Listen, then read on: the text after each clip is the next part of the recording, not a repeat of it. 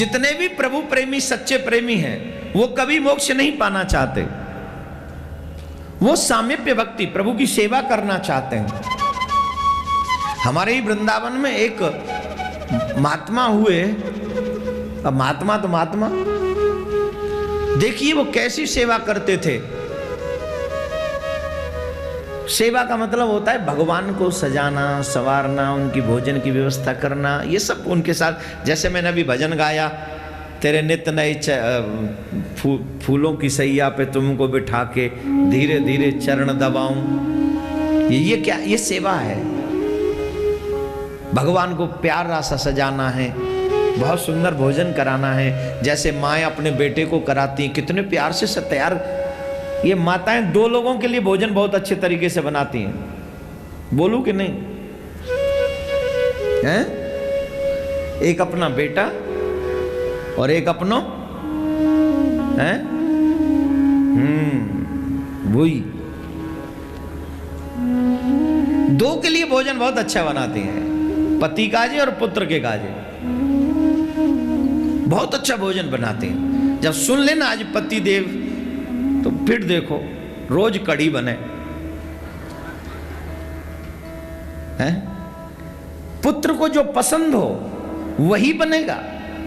ले बेटा मैंने तेरे के काजे वो बनाया, कौन काय को दरिया, वो दरिया नहीं, वो हलवा काय को, तो आजकल मूंग की दाल को हलवा, क्योंकि बेटे को पसंद है वही बनेगा।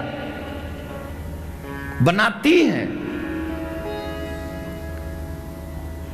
क्योंकि वो माँ है, माँ अपने बच्चों का ध्यान रखती है हमेशा। और जब परिवार की कोई बात आ जाए कि आज 4 रिश्तेदार और आ रहे हैं,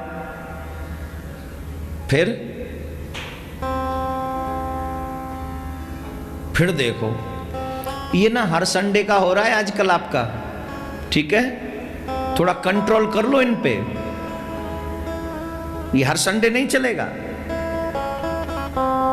ये भाव है। तो जैसे एक माँ अपने बच्चे के लिए भोजन मन से बनाती है, जैसे एक पत्नी अपने पति के लिए सच्चे मन से भोजन बनाती है, वैसे ही एक सच्चा भक्त अपने परमात्मा के लिए अपना प्रेम, अपना मन, अपना हृदय उनके चरणों में समर्पित करता है, उसी को सच्ची सेवा कहते हैं। तो महाराज वो महात्मा जी थे, वो रोज फूल की सेवा, एक माला फूल लाते थे, वो माला बनाते ठाकुर जी को पहनाते थे, रोज का काम था उनका। अब फूल पैसा तो थे नहीं जेब में, तो रोज काऊ के बगीचा में, तो तोलना में, कबू काऊ के बगीचा में, तोलना में। तो वह बाबा को ही नाम पड़ेगा फूल चोर बाबा, सच्ची में फूल चोर बाबा वह को नाम पड़ो। अब एक दिन काऊ ने सोची कि ये कौन है जो मेरे बगीचा में फूलन ने चुराए के ले जाऊं, तो कहा अब या की खैर नहीं। रात में बैठे हो, सवेरे धोता सिख बाबा जी आए, माला के लिए पुष्प चोरी कर रहे, और चोरी तो चोरी, आज झट बाबा जी पकड़ लियो, खूब डंडन ते माल लगाई। बाबा ने कही कि कितनों माल ले, पर फूल तो लेके जाऊंगा। फूल ले गए और जाके माला बनाई, ठाकुर जी को पहनाया। और जब ठाकुर जी को पहनाया, तो जब ठाकुर जी को माला पहना रहे थे, तो उन्होंने देखा कि ठाकुर जी की पीठ पे चोट के निशान है, ठाकुर जी की पीठ पे चोट के निशान है। बाबा रो पड़े। बाबा ने पूछा ये क्यों, जिका है गए हो? अरे बोले कछूना है बाबा, वो बाग के मालिक ने तुम पीटे ना, तो नेक मुंह में चोट लग गई, वही चोट आ गई।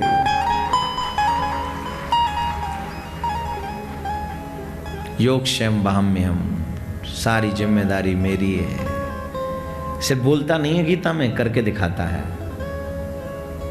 हम न पहचाने तो है ये मेरी नजरों का कसूर, मेरी नजरों की ये गलती है कि मैं परमात्मा को पहचान नहीं पाता हूं मेरे प्यारे। और जिसने पहचान लिया उसे मिला, उसकी सारी जिम्मेदारी वो स्वयं ले लेता है। ये बाबा की देखिए ना, चोट डंडे पड़े किसी को, चोट आई किसी को। कोई मेरे को यहां भी बता रहा था, एक माता जी बता रहे थे, महाराज मेरे घर में चोरी हो गई और जो कीमती चीज है कोई चुरा के लेके नहीं जा सका, घर में ही थी, घर में चोरी हो गई पीछे से, मैं यहाँ बैठी हूँ, 8 तारीख को आए चोर, चोरी करके ले गए, छुटपुट ले गए और मोटा उनको दिखा ही नहीं, यहीं बैठी हैं वो, यहीं। तो किसने बचा लिया? वो बैठा हुआ है, वो बचा लेता है, वो तुम्हारी जिम्मेदारी निभा रहा है। लेकिन तुम उनके बन के तो देखो, उन्हें अपना बना के तो देखो। जब अपना बनाओगे तो वो तुम्हारे काम स्वयं कर डालेगा। बासन मांजता है, छान छबाता है, कितने ने के तो मैंने चाकी चला के आटो पीस दियो, सच्ची बता रहे हैं, कितने भक्तों की सेवा करता है। तो सेवा, जो प्रभु के प्रेमी होते हैं वो मोक्ष नहीं पाना चाहते, वो ठाकुर जी की सेवा करना चाहते हैं। और जो सेवा प्रेमी है वो मोक्ष, भगवान भागवत क्या देती है, बोले उन्हें भगवान की सामीप्य भक्ति दे देती है, जिन्हें कुछ नहीं चाहिए, और ज्ञानियों को बोले मोक्ष दे देती है, जिन्हें कुछ संसार की वस्तु नहीं चाहिए उनको क्या बोलना पड़ेगा? सामीप्य भक्ति चाहिए कि मोक्ष है, तो उसके लिए सेवा करनी पड़ेगी, सेवा की आदत डालनी पड़ेगी। सेवा करवाने की आदत नहीं, सेवा करने की आदत। जाके कभी मंदिर की सीढ़ियां बुहारा करो, जब तक यहां हो सेवा करो, कभी यज्ञशाला को साफ करो, कभी कथा पंडाल में झाड़ू लगाओ, कभी मंदिर में जाके झाड़ू लगाओ, जो हो वो कर, जो कर सकते हो। ये नहीं है कि कल पता चले कि सारे लोग झाड़ू लेके मंदिर में घुस गए,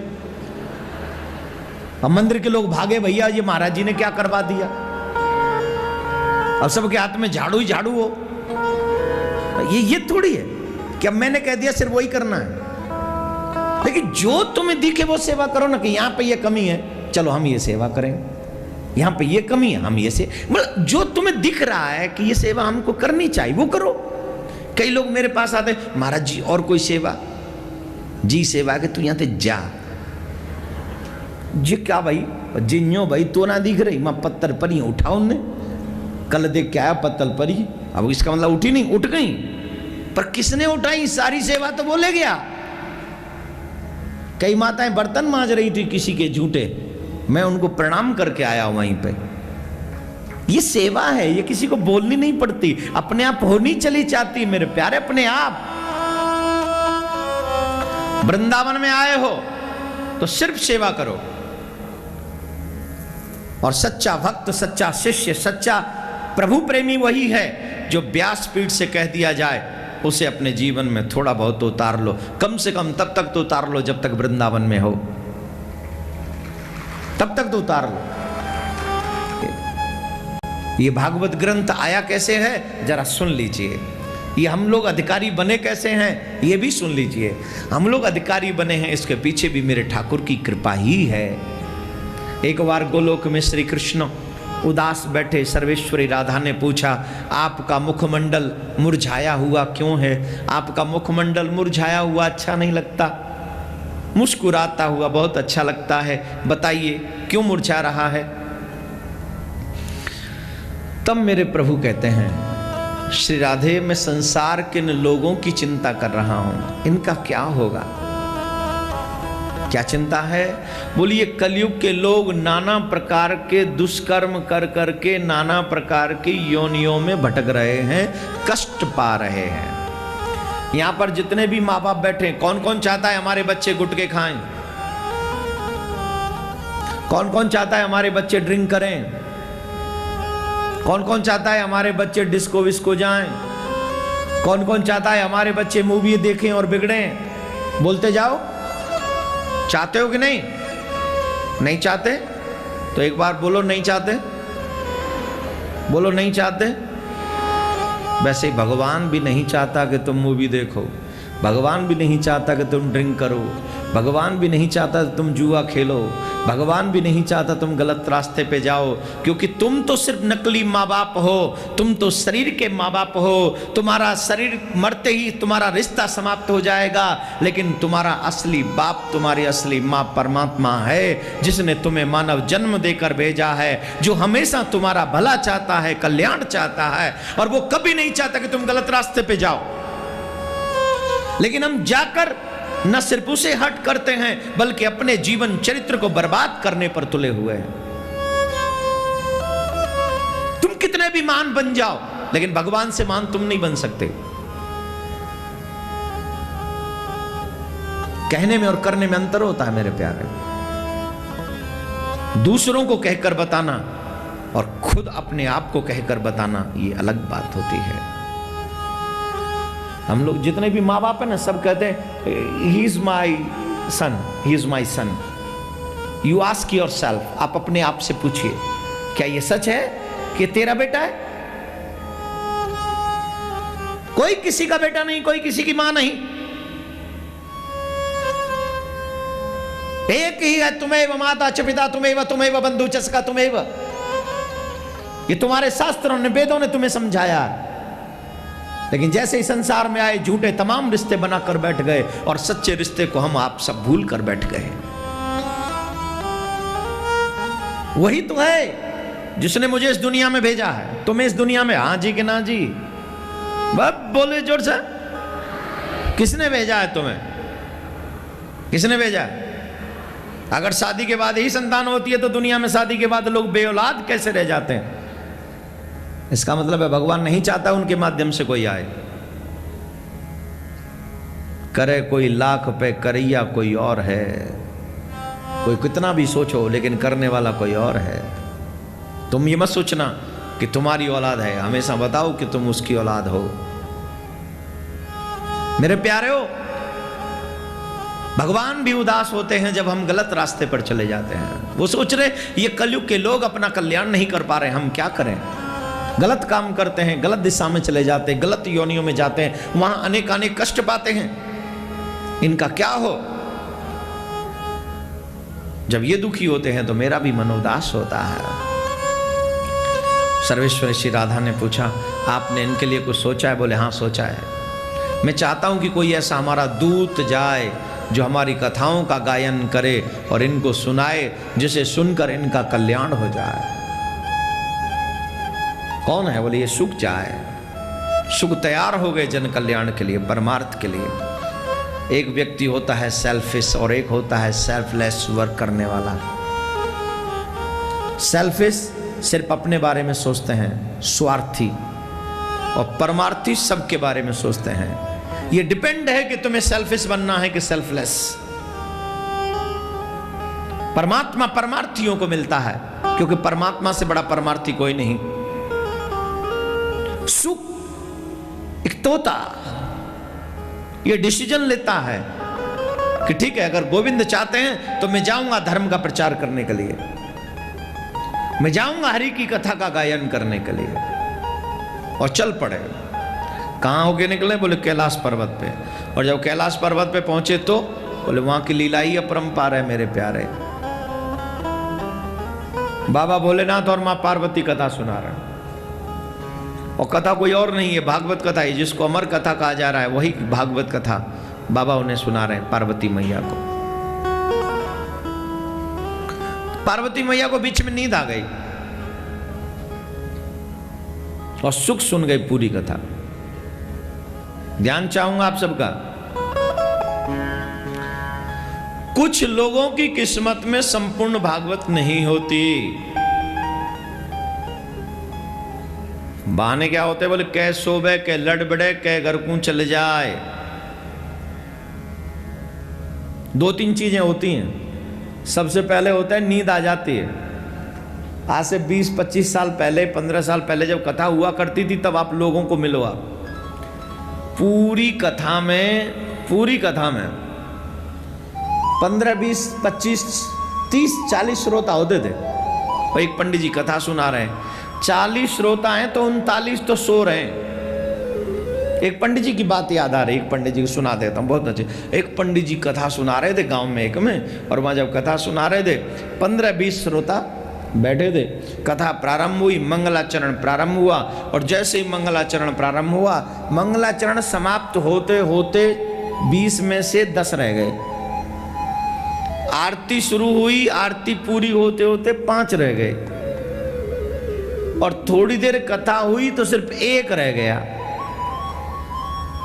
पंडित जी कथा खींचते गए, खींचते गए, पंडित जी कथा सुनाते गए, होती गई। थोड़ी देर बाद तो पंडित जी बीच में बोले, वाह भाई वाह, गजब हो गया। क्या गजब हो गया? बोले मैंने देखा इस गांव में कोई सच्चा श्रोता नहीं। इस गांव में अगर कोई एक सच्चा श्रोता है तो वो तू सच्चा श्रोता है। मैं तुझे ही पूरी कथा सुनाऊंगा, मैं तुझे ही सुनाऊंगा कथा। बोले वाह, पर महाराज आपने ऐसे कैसे कहा मैं ही सच्चा श्रोता हूं? अरे साहब कहूंगा नहीं, क्या बात कर, इतने लोग थे, 20 लोग थे, सब उठ के चले गए, अब तू ही अकेला बैठा है, तो इसीलिए तो कह रहा हूं तू ही सच्चा श्रोता है। बोले मैं क्यों बैठा हूं ये नहीं पूछोगे? क्यों बैठा है? बोले जो टावल आपके नीचे बिछा हुआ है वो दास का है, आप कथा पूरी करो, मुझे लेके जाना है।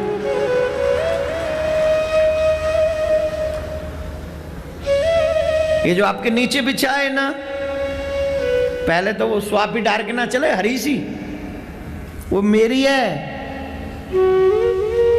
पूरी हो तो मैं जाऊं। पूज्य महाराज श्री का स्वप्न विश्व में शांति और घर घर में भगवान के नाम का वास, इस संकल्प को एक महाअभियान बनाने का बीड़ा उठाया है श्रद्धेय शांति दूत श्री देवकी नंदन ठाकुर जी ने।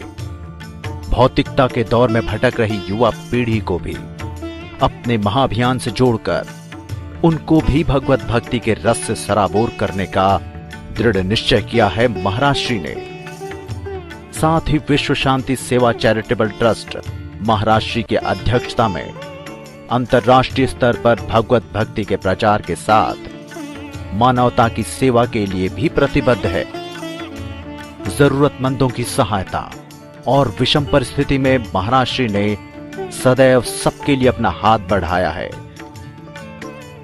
आप भी श्रद्धेय शांति दूत श्री देवकी नंदन ठाकुर जी के महाअभियान में अपना पुनीत सहयोग प्रदान कर सकते हैं।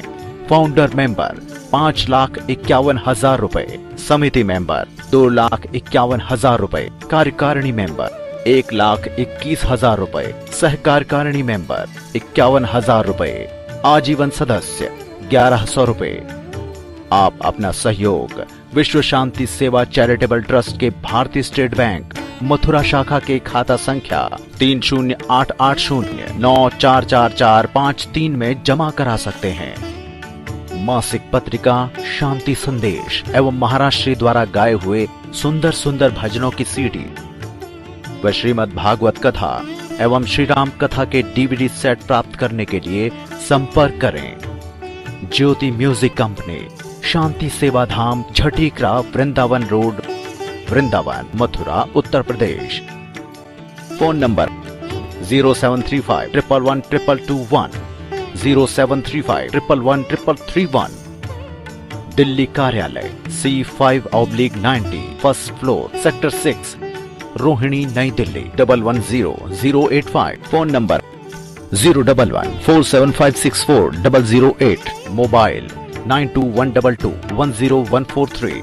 Website www.vsscd.com, www.shantisevadham.in। Email info@vssct.com। Twitter DN/Thakur/G। Facebook Devki Nandan Thakur ji VSSCT।